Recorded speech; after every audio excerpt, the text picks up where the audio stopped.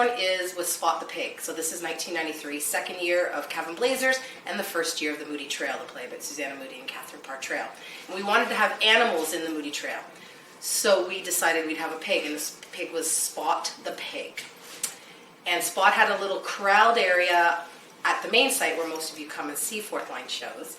But we were going to take Spot the Pig out to the Moody Trail site every night. Pigs are not controllable or trainable. I think that's the baseline of this story. And the pig got out as the Cavan Blazers was starting up one night at 6 p.m. And I was stage managing both shows, so I was just there all the time. And at one point I was laying underneath the audience bleachers that were full of people with Reverend Ken Ramsden, trying to get the pig. I was actually trying to corral a 250-pound pig with the idea in my deluded head that I would get it back into its pen. We did not get the pig back into its pen, and unfortunately we never saw Spot again. As well, in 1993, on the final show of the Moody Trail, Robert had gone to Ireland to research the Winslows of Derryvorth, so we were there, a group of motley artists trying to keep control of things, and we had a terrible rainstorm. We didn't end up getting that show in. But unfortunately, one of the chickens that was in the show got out, and we couldn't find the chicken, and racing around a mile back in the bush trying to get this chicken, and one of the actors' parents brought a rooster out to the site and set the rooster down on the trail and said, "Don't worry, the chicken will come back." And sure enough, about an hour later we came back and we looked at the rooster cage and the chicken was sitting on top of it. Chicken saved. And then my third one as well from that summer of Moody Trail was we decided we'd have a goat in the show. And so we used Bob Stevens' goat April. And I had a little two-door Renault then, and I would go to Bob Stevens' farm every day before the show, and I'd push that goat, it was a goat with a weight problem, into the back seat of my two-door Renault. And it would sit in the back seat, and I'd have a little 6-year-old girl who was in the show in the front seat. The goat would try to steal the little girl's hat and would be freaking out the entire time I would drive to the back site. Then I'd get the goat out, drag the goat to hook it up for its scene. Those are my 3 most pronounced animal memories from Fourth Line shows over the past 30 years. Favorite Fourth Line memories? Well, volunteers are a big part of Fourth Line and its success over the years. And there are many people that have been volunteers that I've really felt close to. So just a couple of anecdotes about volunteers.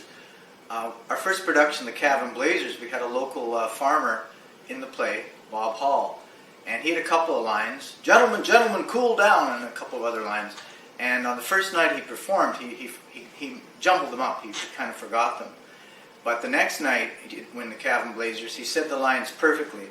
And then as soon as the play ended, he went off stage into the costume barn. He yelled at the top of his voice, "I nailed her!" And everybody in the audience heard him say that. That was a favorite memory of mine.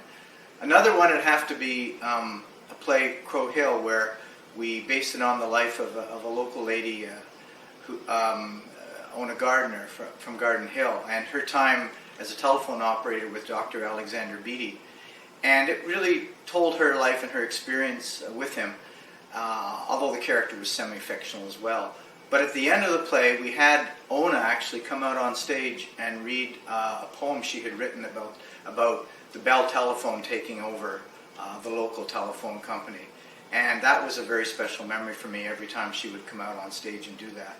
One final one in the Bernardo Children play, a lady sat in the audience who had been a Bernardo child, who'd come over on the ship, and all the kids were singing this song, "Eternal Father, Strong to Save," to depict their journey from England to Canada. And she in the audience at the top of her lungs was singing along with that song.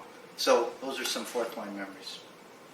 So Fourth Line memories, it's hard to choose one, of course, but I would say a highlight every year that we've had our summer season is opening nights.